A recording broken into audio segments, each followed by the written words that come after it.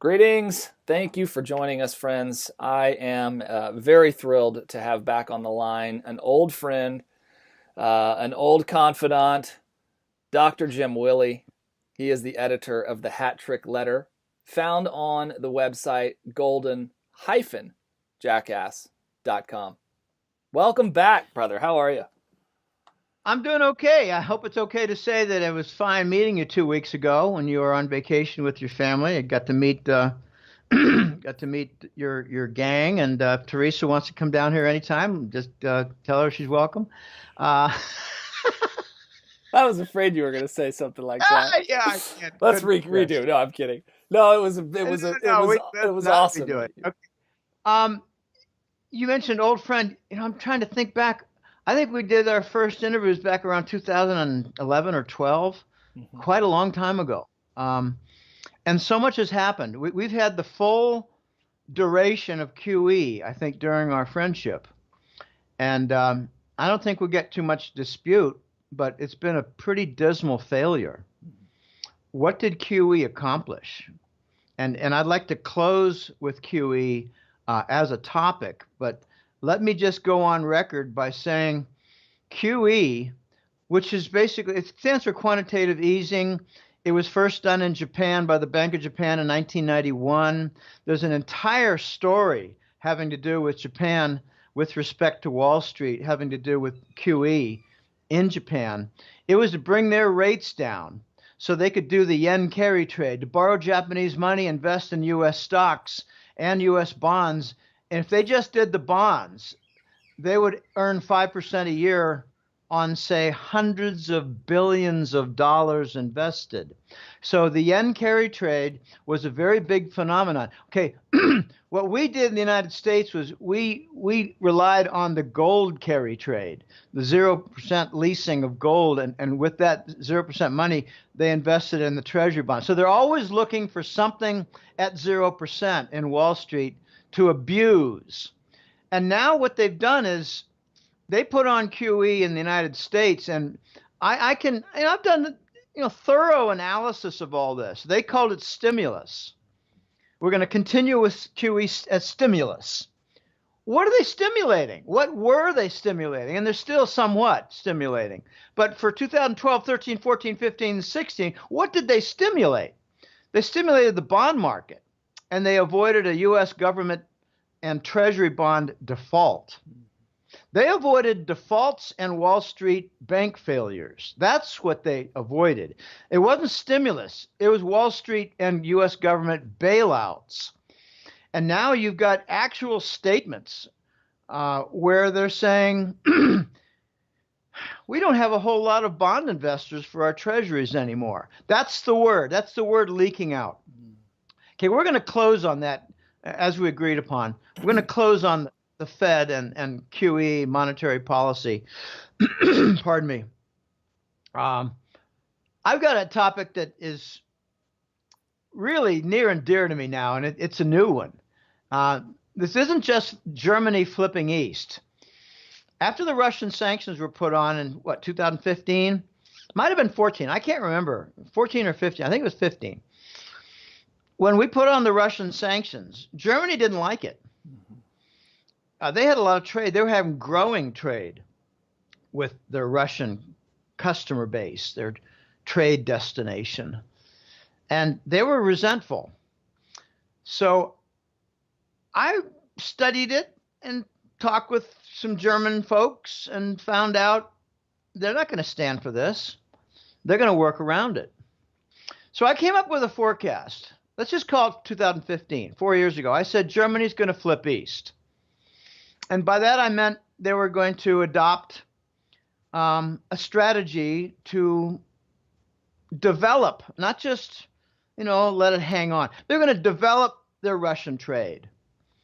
And I think it's even extended into agricultural imports. Russia is a major agricultural exporter now. They've got entire cities and towns. All they do is agricultural growth and export. That's all they do. They're in like southern and western Siberia, remote areas where. Pardon me, I got a tick. So I thought it's just going to take 2, 3, or 4 years, not one, not two, 2, 3, 4 years, Germany would flip east. And I actually said, this is not going to happen quickly. It's going to be at least 2018. And that's what we're starting to see. Mm-hmm. I expected them to do various workarounds. I said it's going to be very interesting to watch to see how clever the Germans are, because they are great at export trade. And they will not say, okay, Washington, you want to ruin one of our customers? That's fine. No, they're going to resist. And they're going to work around. Mm-hmm. So what they did, and this happened quickly, they would buy up an old Russian plant. Let me just make up a story, because this is very likely to be one of them. And they would turn it into a BMW plant. And some of the observers would think, well, gosh, it's going to take them 2 years to get it all retooled and, get the roads in and, get everything working, the electrical system, and, redo the plant and get the entrance in the garage and the distribution ports and, the bays and all that. No, it took about 9 months, and they were exporting. Wow. Well, they weren't exporting. They were shipping. They were shipping from their Russian subsidiary of BMW to their Russian clients, all in Russia, no violation of the sanctions. And Daimler-Benz did it too. Mm. And Siemens did it too. And Metallschaft did it too. And I've come to learn that there have been about 15 or 20 companies that expanded their German subsidiary base inside Russia. And nothing was in violation, because it was all produced and shipped from Russia, and destination and arrival in Russia, and paid in Russian ruble. And, here you go, Washington. How'd that work out? Okay, I can honestly say, Will, that every single foreign policy initiative since 2001 by the U.S. government has been a failure, if not a dismal failure. Look at what happened with, Iran sanctions and Obama, the fool, who's now admitting he was born in Kenya. Oh, my gosh.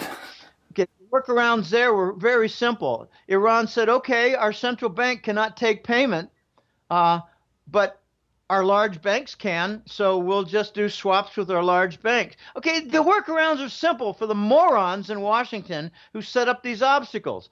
So Germany continued flipping east, and it really was a matter of critical mass developing and roots and business segments participating. Then something happened about 2 years ago.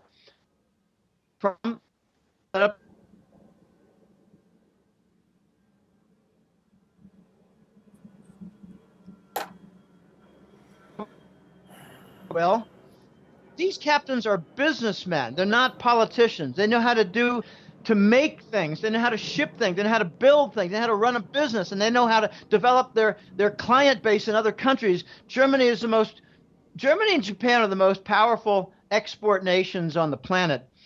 And I tend to believe Germany is just a little bit ahead of Japan in everything, maybe not in supercomputers, but in almost everything, including like nano-based server, motors that work at a micron level.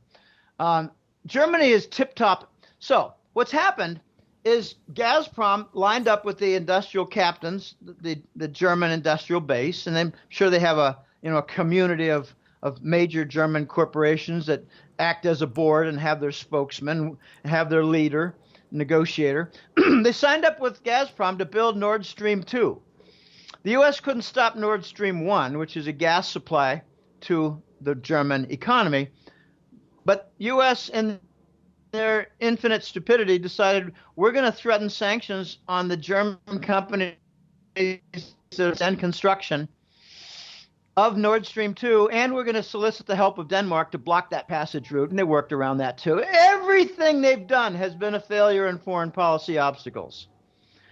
So the Germans said, screw you, we're going to do it anyway.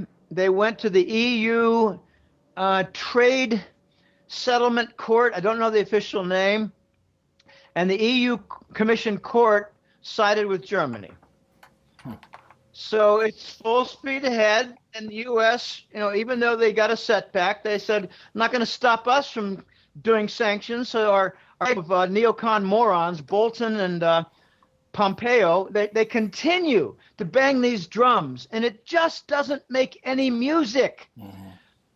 So Germany is fed up with this all. And then you have the Iran nuclear deal, and oh my gosh, there's so many different aspects of this Iran nuclear deal that are hidden from view. I've been able to uncover a couple of different items, and it's very hard to be entirely certain of all the different aspects, the JCPOA, whatever they call it. I call it the Iran nuclear deal.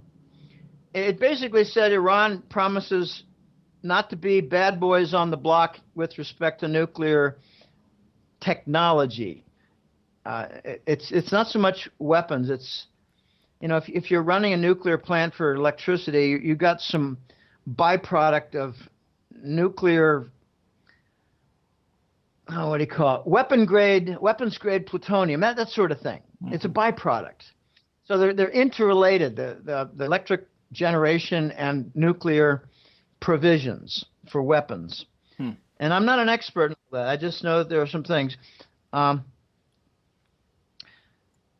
So this deal was scummy. I heard that there were billions in cash that were shipped to Tehran, and it was rumored to be pretty much, narcotics money from Langley. I heard that there were bribes of various leaders like Macron, Emmanuel Macron, mm-hmm. Macron in France. I speak French. Emmanuel Macron. Let's call him Macron. There were bribes, I think, to Merkel in Germany. There were bribes to other leaders. It was basically, we got a lot of drug money. We're going to return a lot of funds that were frozen in U.S. banks that were owned by Iran. We're going to return a lot of that money. But, since we basically stole it all, we're going to... So not only did drug money help the Wall Street banks to survive the Lehman event, but drug money helps us to make good on the Iran nuclear deal payment, which Trump nixed and rescinded. But Germany thought it was still a good deal, even though it was kind of messy. And Germany thought, don't get in our way because we want Iranian oil and gas. And Germany said to Washington, if you try any funny stuff, we'll do a real big, powerful workaround. So the swift alternative called INSTEX, INSTEX. I don't know what it stands for. I read a couple months ago. I can't remember. INSTEX. It's like insect, but you move it a couple letters. INSTEX. And the Germans did something kind of funny, kind of flicking the Washington nose. Well, it's really funny sometimes. They said INSTEX is going to be set up for managing aid to Iran for humanitarian aid. This is Germany. In Germany. Right. The German connection to Iran for trade payment system, mm-hmm. for bank transfers, was approved on the basis of being for humanitarian aid like medicines and food. When I first read that, I thought, that's good. That's really good. What's it going to be the second month? Oil and gas? And that's pretty much what it was. Okay, this has grown. And this has grown to such a level that it's now going to be a major factor in bringing about the final stages of the petrodollar sunset. Mm-hmm. When you say the petrodollar is dead, what you really have to do is say that there are 10 stages here, and we're on stage number 6, and the rest are assured. But it's not an overnight flip the switch, petrodollar's gone. No. This is not a done deal for removing the dollar in oil sales, especially in the Persian Gulf with the oil monarchies. But when it comes to Germany, Germany did not put up with the Trump directive to rescind the whole Iran nuclear deal and threaten all the signatories if they didn't also. Mm-hmm. So again, we're pushing our weight around in Europe. And again, Europe is saying, not on our watch. We got a workaround. It's called INSTEX. Now, this has grown. It's now no longer mentioning humanitarian and aid for food and medicine. I have to laugh every time I read that. It's now for energy sales. In fact, we just had an agreement cut with the French industrial sector and the British industrial sector with their. Now it's Germany, France, and England all to work with Iranian energy trade. Wow. Now, there might be some bilateral aspect to this, Will. I don't know. I haven't heard whether it'll include, payment for Volkswagens to Iran or Mercedes or, Audis. Audi has a large product line from not so ritzy to quite luxury. And the one that got my attention was the British. Now, I have two angles for this. The British were looking to participate and to win the ability to have Iranian oil trade, but the British were probably looking to infiltrate this as well. Mm-hmm.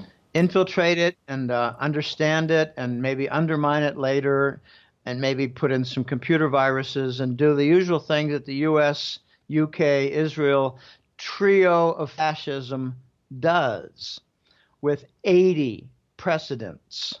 Not 8, not 18, 80 precedents. Okay, so now, what's the current status of INSTEX? Well, it's up and running, I believe. I believe it has its first payments. It's not just for humanitarian. I can't think without laughing. It's not just for humanitarian food aid. And Putin of Russia has decided, hey, can I get on board too? Wow. Let's see if we can expand this. Wow. Because if we can expand this to include Russia, we can maybe do some German-Russian energy trade and pay for it in euros. Uh-oh. Can you say step 7? Step number 7 to the sunset of the petrodollar. We are now in a position to observe the inevitable steps in sequence that will lead to the day, and it's coming, where Europe primarily engages in oil trade in the euro, both with Iran and Russia. Putin doesn't stop there. Putin sees a small knife in the chest of the king dollar. Mm-hmm. And he says, maybe we can convert that knife or dagger into a sword. So he's enlisting India to participate. He's enlisting Turkey to participate. The Turkish-Iranian energy trade is not small. And now Putin is pretty much setting up what I regard to be a Eurasian trade zone payment system that competes with SWIFT and includes as a primary player and supplier Iran. This is unbelievable. This is all happening incredibly fast, Jim. I mean, it was only a handful of years ago that, forget about a SWIFT alternative, but just trying to trade outside of the dollar would get you invaded and everything else. Invaded and a coup and declared a terrorist state. All of it. Weapons of mass destruction, the whole nine yards. Well, let's look at the other anti-SWIFT, non-SWIFT alternative. It's the Chinese CIPS. Mm-hmm. It stands for Cross-Border Interpayment System. They call it CHIPS. It's not the Chinese interbank payment. It's the cross-border. And I believe that its main players to date have been China and Russia. Huh. I think the Russians are selling oil and receiving payments both in the CIPS of cash from China, but also in conversion, like the gold oil contracts in Shanghai. Russia can sell oil for gold. That's very poorly understood in the United States. The gold oil RMB contract in Shanghai permits the Russians to sell oil and be paid in gold. It also permits them to have extensive other trade with China, take the RMB and convert it to gold. So it's a gold oil RMB contract, and that is the basis and platform upon which the gold standard will arise. Okay, back to Germany. Okay, you talked about this developing quickly. I think Instex was first cited early this year. Wow. I think it was February or March. That's incredibly fast. Pissed off. Okay, they've been doing testing, and I think they've gotten their first transfers. And after you get the first few, you just expand it a little bit, and before you know it, it grows 100-fold. But for me, the two players that are worth watching are the British, which would pretty much undermine the entire European Union in an extended manner for the oil trade, and put it on the euro basis. Woo. The second player to observe is Russia, because Russia will bring in some of their trade partners and some key members of the what I call the Eurasian trade zone. I get tired of EU, double EW, now triple E, triple. Are you kidding me? I'm tired of all this. They're actually also calling the Eurasian Economic Union the UAEU.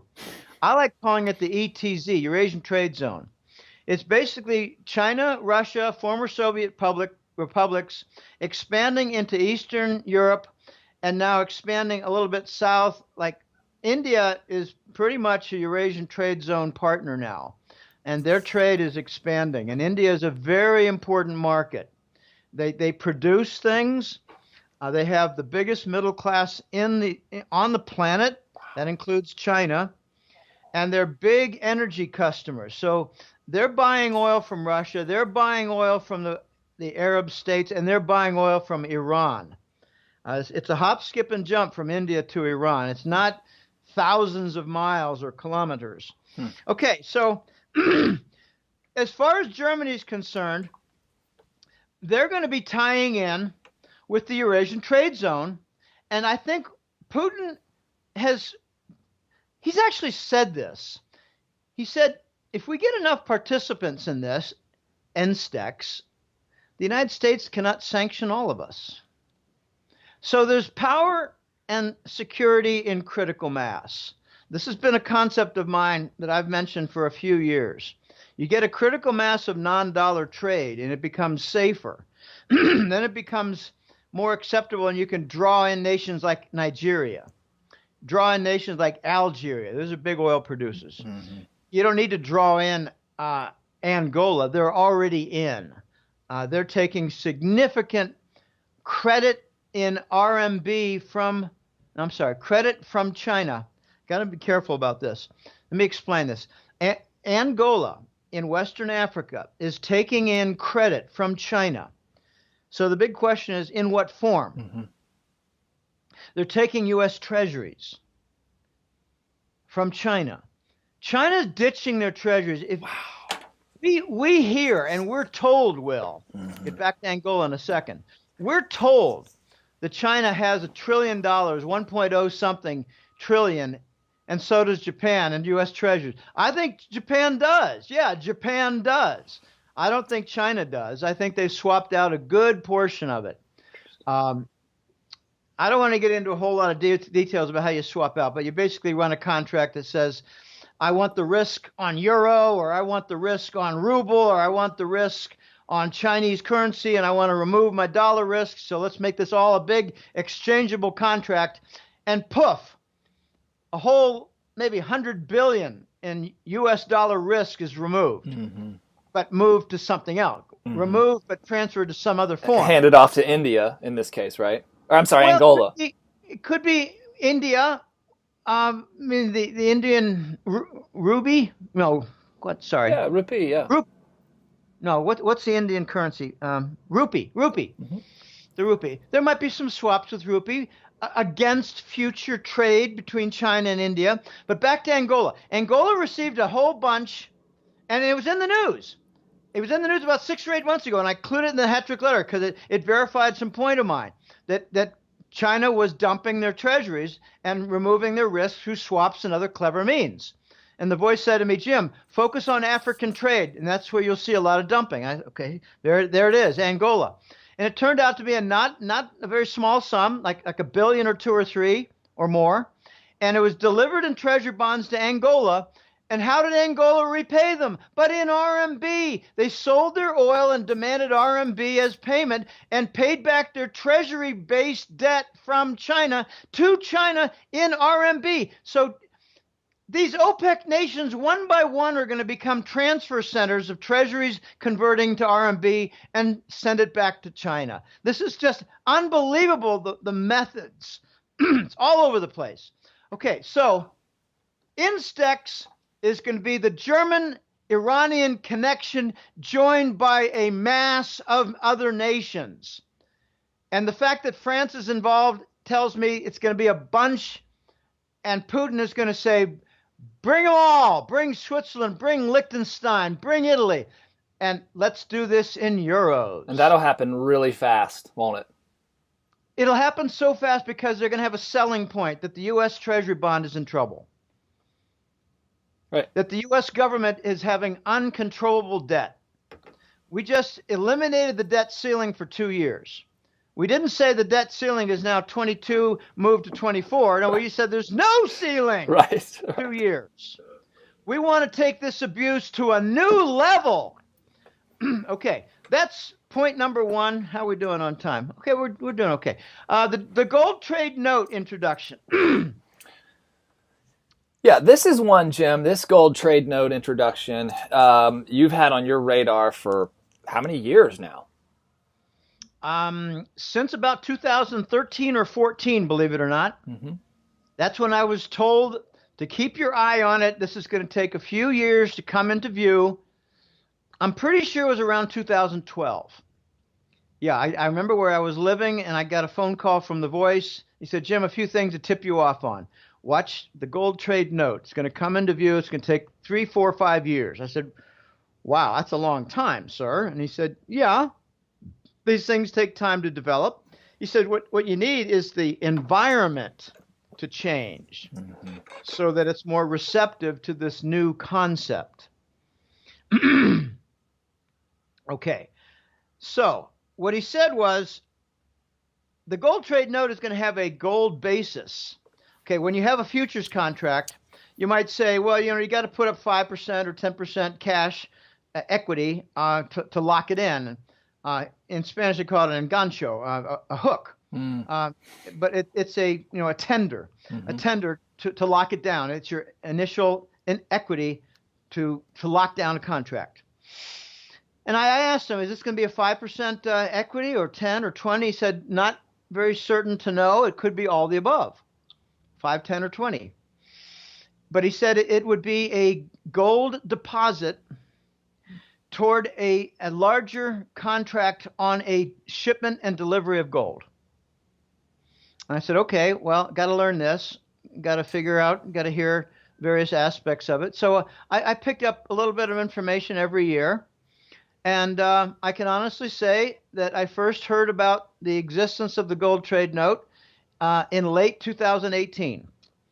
I heard rumors that China and the Saudis were engaged in oil payments in RMB, and they were locking it down with gold trade notes.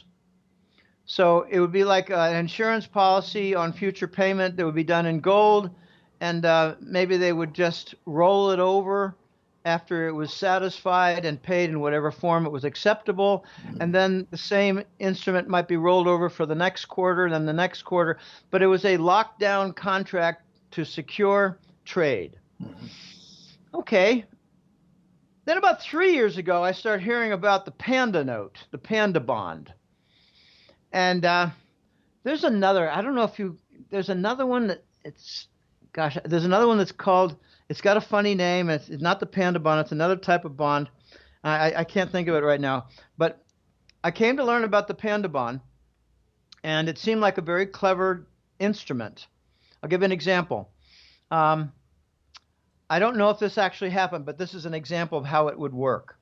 Let's just say 3 years ago, the Spanish wanted to attract Chinese investment to securitize and fund their Spanish government debt for a block of money. So they attracted the Chinese funds, and they did so with a panda bond. And the panda bond was denominated in RMB, Chinese currency, instantly converted to handle the debt that was being issued and securitized in Madrid, Spain. Mm-hmm. But all the investment would be done in RMB, and the bond which would float would be denominated in RMB. So they converted to satisfy the debt, but then it floated, and it was a what do you call it? A vehicle, an instrument, all on its own, floating in RMB terms. Mm-hmm. So I ask you, if you're a Chinese institution or investment firm or a bank, what's your currency risk? No. Nothing. Right. And that's why they were doing them, and that's why they became popular, and the Chinese devised this so they could eliminate the currency risk versus the euro versus all the major currencies. Wow. And you've had now a number of nations. I know Austria did. I know Italy did. I think the Netherlands were talking about it. I don't remember. Portugal. Portugal is talking about it for setting up panda bonds to handle and securitize their new debt, which would be funded and then converted to a bond, but denominated in RMB. It's a panda bond. Okay, well, something happened that I didn't expect. And, I don't mind admitting mistakes, and I don't mind things that shifted in the sands quickly, because this is a fluid game, Will. You cannot say, well, wait a minute, that didn't happen the way I thought. Well, yeah, a lot of things don't. Things evolve. Well, what I've come to learn is that Italy, remember about 4 months ago, Italy put out some feelers, where's our gold? Mm-hmm. And we think it might be a good idea to return the gold from the central bank, the Bank of Italy, to Rome, the government, where we can have possession because the people own it. What a revolutionary thought, Will. Oh, you mean it wasn't stolen by your central bank and shipped around within the Rothschild central bank franchise system, and it's really sitting in Basel where you'll never see it again? I get carried away. Pardon me. So this was a trial balloon that they floated out 4 months ago. More than a trial balloon. This was an initial gambit. Oh, interesting. Now, it might have been viewed as a trial balloon, but when the second and third stages come into being, mm-hmm. you got to say this wasn't so much a trial. This was an initial foray, initial gambit. And here's what I think probably happened. They were told, you can have access to it, but you can't hold it. Mm. Okay? You can have contractual obligation linkage to it, but you can't have it delivered. IOUs, baby. Yeah, but this is getting interesting. Your comment intimated that, the fraud is entering the room. Well, wait till you see how I think it turned out. This is partly, mostly Euroraj, and I embellish it and tell stories on it. But Euroraj, my jackass colleague, he's a very bright guy, and he works in the finance industry. He's been moving around in the last few years, and he keeps his contacts. And he said to me a couple months ago, he said, Jim, this Italian story is significant. It's not just about funding the Italian government debt, because you're on a theme, Jim. You're on a theme where the panda bond is for securitizing and financing sovereign debt from the pigs nations and more, like with, say, Austria. And he said, I think it's going to be bigger than that. I said, okay, how? And he said, well, remember Italy put out their feeler, where's our gold and how accessible is it? There were, a few questions that he said, I think they got the questions answered. It wasn't quite what they wanted to hear, but I think they were able to fashion what was possible into a panda bond with a gold trade note attachment where the Chinese could lay claim to the Bank of Italy gold, or a portion, and securitize trade payment facility between the Chinese companies and the Italian companies. Okay, just think of a lot of clothing, cars, motorcycles, cheese, wine, a lot of things Italians make, and they export. They're not a giant, but they're an exporter. So the Chinese locked down Italian trade with a claim on some of the Bank of Italy gold. Wow. So remember, I said they couldn't have it shipped or hold it, but they could have linkage to it in a contractual basis. A la the gold trade note. So we're seeing now a branching out, perhaps, of the function of the gold trade note. No, I'm sorry. Yeah. No, I'm sorry. Let me turn that around. We're seeing a branching out of the Panda bond, where not just to as a bond issuance in RMB terms, but as a bond with a gold basis that might have RMB attached to it also. But what would, okay, before, let's just say Spain had several billion euros of a Panda bond with China. Okay, fine. There's no gold element there. So what happens if it goes bad? What does China do? What do the Chinese investors do? What can they lay claim to in Spain for a, say, 3 billion euro bond that went bad, or a 3 billion euro bond that China didn't want to hold anymore, and became impaired, and it's no longer bearing the same interest rate. It's bearing double that bond yield, and it's got 30-40% less value. Okay, these things change. And I think the gold trade note is now becoming the instrument by which the Panda bond can be securitized, Collateralized. and collateralized. Wow. Good. I was struggling for that word. Wow. So Italy might be the model. Italy was the first one to defy the German banks and say, screw you. We're not going to let this debt default and have you come down and ransack our prize icon assets in Italy like you did in Spain. I'm sorry, like you did in Greece. Sorry. Italy basically said, we're not going to let you do to us what you did in Greece. And they were openly saying that. They were saying it even in political campaigns. Wow. I got a tick. Wow. The Italy, 2 or 3 years ago, I said the Italians are not going to follow the Greek plan. They're not going to follow the Greek path. They're not going to allow the ransacking of Greece. The Italians are different. They're defiant.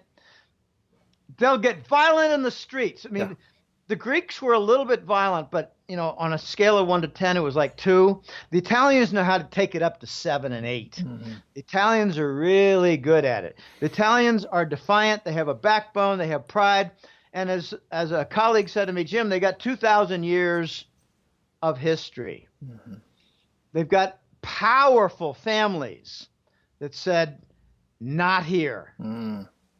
And who are these powerful families? Well, I'll give you a hint. A couple of them might be in the black nobility in the Vatican. We don't know the details. They don't like their names being known. I heard an Italian name recently as a multi-trillionaire. I'd never heard of it before. And all I was told was, well, there are connections to the black nobility in the Vatican. Okay, fine. There's a lot of old money in Italy and power. They basically told Germany, not going to do it here. Okay, so Italy is going to be, I think, the model. They got the Panda bond, the gold trade note, and it's not even mentioned. You don't hear anywhere gold trade note in the news reports. But you might hear hints like, they found a method to collateralize it to satisfy some of the concerns of China. Okay, slippery language. Not so much slippery, but hinted language. But wouldn't China want? I mean, wouldn't China want their hands on that gold? I mean, they've got the linkage. Okay. Let's see how it works out. Let's see how the trade works out. let's see how things turn Yeah. New with the frontier. Italian trade. Pardon me? New frontier here, right? I mean, we're paving new New roads. frontier and a new model, and look to see if Austria follows the same path. And it could be that only the pigs must post their gold, but not Austria. So Portugal, Spain, Italy, Greece, they must post their gold. I asked the question, how much gold is Italy willing to lose? Oh gosh. Okay, let me get to the last point because I'm running out of time. I got a meeting in a little bit. The last point is my favorite topic, and honestly, I could talk about it for 2 hours. I think the Fed is going to be moving not just to cut rates. I think they're going to expand and go back to QE, expand their bond monetization. I think they're going to maybe get discovered at monetizing some of the derivatives. And I think eventually they're going to monetize Deutsche Bank, One Wall Street Bank, and Boeing. So we got infinite QE forever coming, Will. And I think that is what pushed the gold price over 1,400 in dollar terms. And sniffing that out, a change and reversal of Fed monetary policy, I believe, resulted in numerous gold prices in foreign currencies, like in the Australian dollar, like the British pound, like the euro. The gold price is making new highs. And the last one it'll make new highs in would be the dollar. Remember, we had the $1,900 price, but now everybody is regarding 1,400 as rather significant. And look how long it's been over 1,400. It's staying over 1,400. It's taking little corrections and remaining over 1,400. And we might see it dip down below 1,400. I don't think it'll happen, but if it does, it won't be for long. And here are some of these forces that I think assure that the QE will come, and the QE will be powerful, and the QE will involve a reversal of rates down to zero, and the QE will be expanded in what they monetize, and it's going to be very, very big. Direct monetization of a multinational corporation like Boeing. And is that because of the military component? I think that's a big piece of it, yes. Wow. No question in my mind. And I don't know if you've been following the news regarding Boeing, but in April they had a net negative order count. The groundings are widespread and in the news. The design flaws are now in court. The remedies are being sought by some of their clients. Boeing is one of my pieces, but let me just touch on one at a time. I don't have a lot of time left. I think the Fed is going to climb onto infinite QE policy forever with a zero-bound rate chaser. Remember 2-3 years ago, they started tightening. It's been a dramatic, emphatic, colossal failure. You've got actual nations complaining to the central banks, saying you can't do this. You're draining, and we need expansion of monetary policy. We need continued. So Powell at the Fed announced in, what was it, April or so? He said it's going to become permanent policy. And that was an admission that pretty much said the Fed and the Treasury Department can no longer find adequate buyers and investors of the bonds. So we have to resort to extraordinary methods, and they don't talk about the interest rate swap derivative producing fabricated bond demand. The interest rate swap derivative, I believe, accounts for about 70% of U.S. bond demand for new issuance at auction level. It's just my opinion, and it's backed by some of my colleagues. They say, Jim, it's well over half. No way it's under half. The primary bond dealers are now loaded to the gills with bonds that they contractually must buy, and they cannot find buyers. They cannot find investors. Okay, so this got sniffed out by gold. Gold sensed this. Okay, not just QE forever. The permanent, well, you could call it permanent policy. I call it QE forever. Okay, permanent policy. It was QE. Now it's permanent. Okay, QE forever. Let's not get fancy here. And they're also now pressured to reverse the rates. And I think they're going to be pressured to monetize certain corporations. I think Wells Fargo had a failure. I've got lots of bits of information to back that up. And they're not one of us, as they say in South Manhattan. And also, they got the biggest proportion of Chinese investment deposits. So maybe the failure was Chinese backing money out, causing a liquidity drain, causing a collateralization problem, and they had an asset ratio issue in Wells Fargo that became critical. That's what I think happened. Okay. Point A. QE was a failure. It helped the Wall Street banks. It helped their owners, and the money was prohibited from entering the Main Street economy. Okay, that's pretty well known. So the I'm sorry, I got a meeting coming up.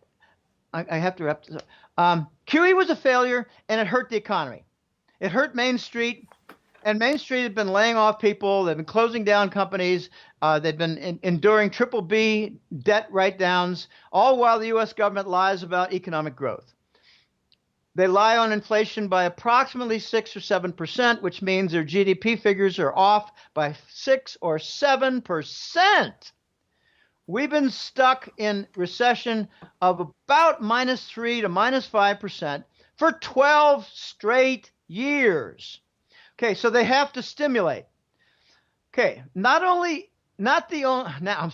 only option left is hyperinflation with infinite QE forever, coupled with 0% rates. The gold price will react and rejoice.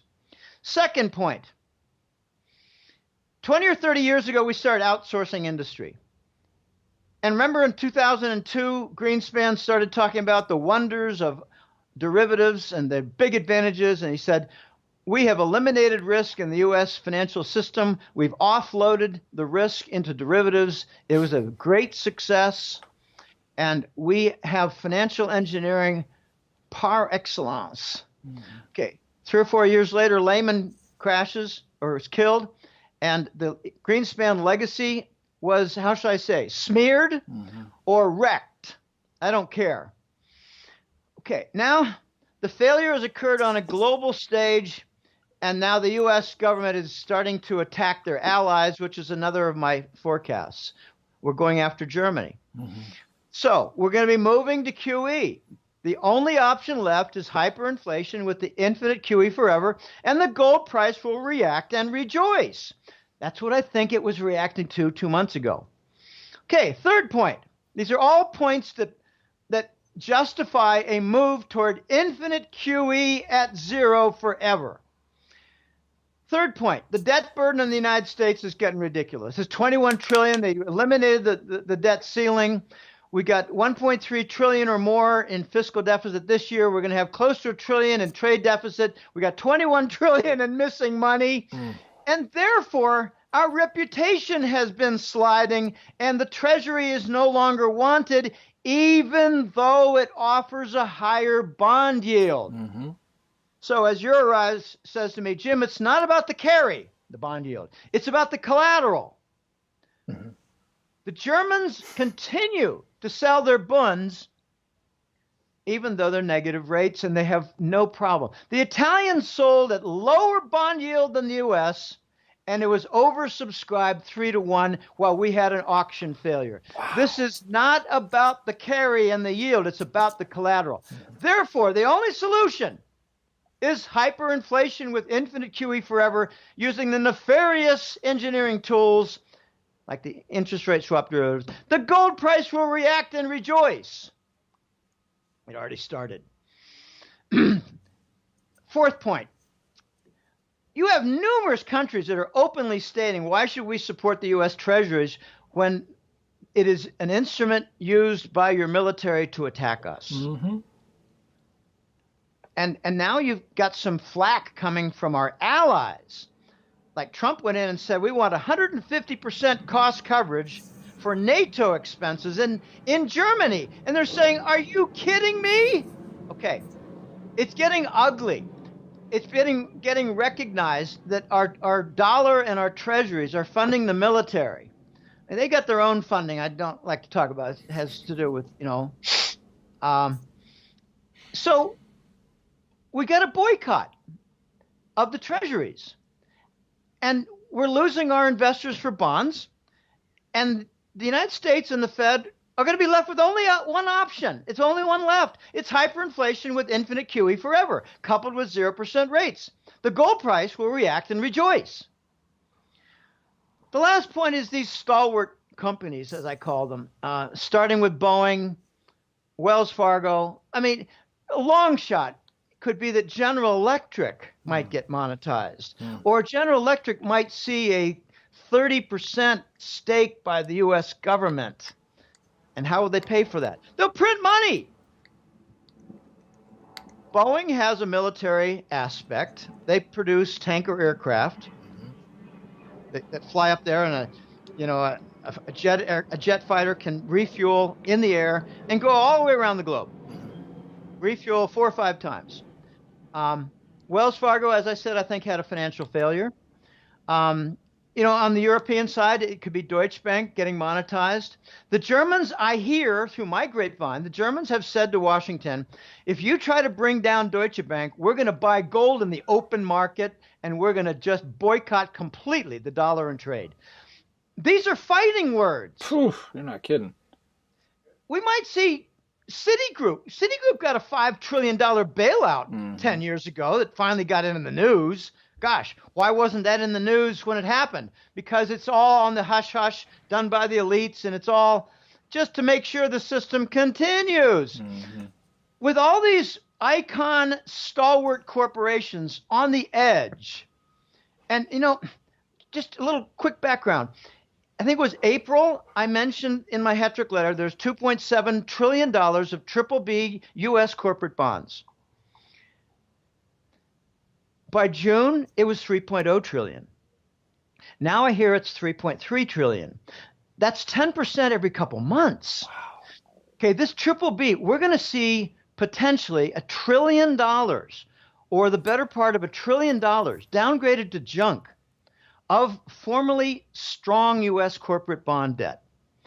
This is not going to go over well. And I think it's going to have to result in an expansion by the Fed, Department of Treasury, working together. These deficits and monetizations have to be funded. The only option left is hyperinflation with QE forever, coupled with 0% rates. The gold price will react and rejoice. We're going to see a much higher gold price. They're not going to be able to stop this. I think it's going to be coupled with some extremely controversial cases in London where they claim, contract fraud, failure to deliver, maybe a couple of Asian clients with a London front demanding delivery and not tolerating a rollover. Okay, this is going to get ugly very, very quickly. But whatever the Fed does, the Euro Central Bank's going to repeat. They worked in concert. Gosh, back in 2012, there was an enormous dollar swap. It was over $1 trillion, like $1.5 trillion dollar swaps that the Euro Central Bank took, and I think that was involved in bringing down the gold price with collusion on the Swiss franc Euro 120 peg. It was a Euro franc dollar gold collusion that brought down the gold price, and they used the dollar swap facility. While the U.S. Fed, I call it U.S. because it sits in the U.S., was engaged in crude oil contract purchases to help Wall Street prevent the shale sector from going under, while the Fed was investing in stock indexes, the Euro Central Bank was investing in an open fashion in corporate bond purchases. So they're way beyond their charter, and they don't need any justification. They're going to get begged to go to infinite QE forever with the zero bound rate. And gold will not stop at 2,000. It'll just continue up. Of course, there'll be a month or two where it retracts and takes profit. And the idiots out there say it's got no higher potential than 2,000. The idiots out there say that. No, I'm saying minimum 5, 6, 7,000. Minimum. And a lot of justification for that. So anyway, the last thing I want to mention, Will, is the website, if I may. Please. Where can people find you? It's a new site. as of January, we had trials that began back in, I think it was around June, July, August. We were getting things ready with the new site. It's www.golden-jackass.com. It has a wider format. It's just, it looks better. And it's much more friendly to the portable devices out there. And I've been told, based on a survey that's a year old, that 60% in Europe alone, 60% of all internet traffic is from portable devices. Could be a smartphone, could be a tablet, and I was guessing 35 or 40. Mm-hmm. So you got to get with the times, and I did. I went to something because I got tired of hearing complaints. Jim, I got an Apple, and my iTablet just doesn't work. Okay, I'll mail it to you. Well, I don't have to anymore. So as of, I think with January, I went to a single report. I call it the Gold Global Reset Report. Because it's no longer necessary to talk about a systemic breakdown. We had that in the last few years. It's been just painfully obvious. And now what we're seeing is a global dollar revolt, a global U.S. Treasury revolt, and the implementation piece by piece to the gold standard. And we're seeing the effective manifestation of the dual universe. In the East, it's RMB trade. In the West, it's dollar trade. In the frontier states like Saudi, Iran, and Germany, it's a battleground where they like to have one foot in both ponds. Mm-hmm. That's going to be the interesting battleground to watch, and I mentioned that in the first point about Instex. Okay, so it's the hat trick letter. I said in a recent interview it's been over 12 years. No, it's been 15 years now. 15 years in April. I'm on issue number 184 this month. So 180 is 15 years. Yeah. I came here when it was 3 years something. So now it's 15. Wow, time passes.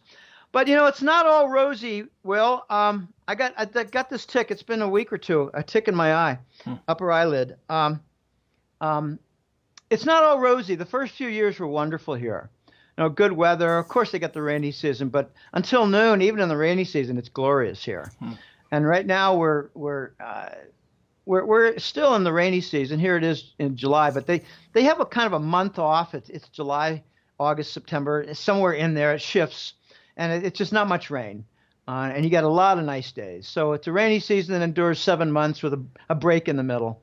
But, I did some things with my personal funds, like a room addition for a couple little kids who are niece and nephew of my lady. Worked out very well. Did something else, worked out very well. And then I thought, well, let's do something a little more ambitious. And it worked out okay, had some problems. And then we did something else and we encountered fraud, title fraud. It cost a bundle, just falsified title. You learn it when you go to the municipal building and you get verification of something. I made some mistakes, but it's pretty hard to, get involved in a pre-construction condominium where 3 of 20 units are done. It's pretty hard to protect yourself. That's a good way of getting a discount, but we lost our discount because there was a water contractor fraud. And it cost a bundle, and the repair also involved fraud. So 2 layers of fraud on the single, and it cost a total of close to $30,000. The title fraud on a property cost about $25,000. You got to pay $1,000 or more just to do the cleanup after you're a victim of the fraud. I was a victim of attorney fraud for my residence. He did absolutely nothing and defrauded 15 people, and I got swindled by a couple of Americans. One was a guy I lived with for 3 years. He just swindled me, and we're not living together, and now he had to leave the country because he had so many swindling victims, and a couple of them want to kill him. I'm not making this stuff up. You don't have to make up crazy stories in Costa Rica. There's extortion that goes on, some of it in official offices. Had a car crash. But the big incident for me was a pair. A septic tank exploded, and the cost was enormous, over $30,000, because it involved a neighbor property. But in 1 week, a septic tank exploded, and a client was killed in a car crash, owing a considerable amount of money. We recovered it, but it took weeks and weeks and weeks and tremendous problems. I was convinced after the septic tank explosion and the car crash death that I'm the object of something kind of sinister and demonic. And I don't want to get into a lot of details, but there's just no way all these things, It's like 7 different things all went bad together in mid and late 2017, and cost me well over 6 figures, to the point where I'm at risk next year of not continuing with the newsletter. I'm hoping I can get through this okay. I think it's going to be okay, but I'd like to offset with the generosity of clients and followers and others.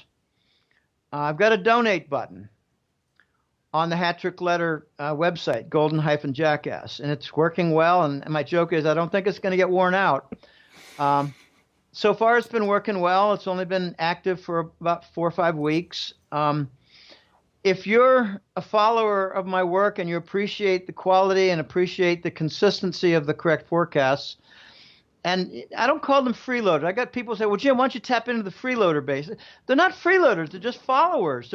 They're honest, legitimate people who have their own costs, who have their own expenses, who have their own limitations, and they watch my YouTubes and other private website discussions and interviews, and they're good people. And I'm asking them to pitch in. I've had some large donations, and I'm very surprised and impressed. And a couple times my reaction is, and I mean, it's just very generous people, and they attach a note. I just got a note yesterday from someone said, Jim, I'm gonna give more in August. I've been following your work for 3 or 4 years. You do great work. It's not like the other economists out there who don't get much of anything right. I said, yeah, I know. It's 80 to 90% correct. And as you pointed out, just have to wait maybe for the ones that you think aren't correct. They'll turn correct soon. Mm-hmm. And that, like, here's a perfect one. The Nordic euro will be gold-backed, sponsored by Germany and their friends. I think it's going to happen. The Voice thinks it's going to happen. He's got his indications from years ago that that's their goal.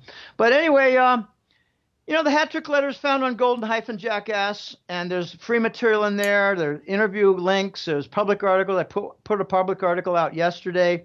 It had to do with this infinite QE forever concept with the zero bound, and it just delineated a lot of things. And go to that article and look at all the global signals of breakdown, like machine tools in Japan, like the German PMI industrial index. There are many. They're all so negative. I mean, 3 or 4 years ago, you might have found one, but now you got 10. And I think it's going to push the Fed and the Euro Central Bank into action. And they're going to say, we need to do this. It's not the right thing to do, but it's the necessary thing. And gold will react and rejoice, because what they're going to do is they're going to wreck the fiat Forex paper currency system. They're going to wreck it. They're going to undermine it. They're going to have an explosion of debt, and they're going to justify it with the modern monetary theory. So go to the website, check the free material, sign up for the Hat Trick Letter. I've got numerous recent subscriptions, Will, that I could not say was happening in June. Maybe late June. It was not happening in April and May. Something is happening, and it's getting noticed, so climb on board. And while you're at it, visit the site and click on that donate button. Give it some more use. Try it out. Try it out again next week. I mean, I know I'm getting silly, and I know that I got to be careful about being a carnival barker, but I produced good work for a lot of years. I've gotten myself in trouble here with fraud in Costa Rica and other problems. Some of it I admit to being my own errors. Some of it, the majority, not my errors. It's just a matter of being a member with my feet in this pond. And every single gringo I know has had problems with attorney fraud. Every single one. Every single one.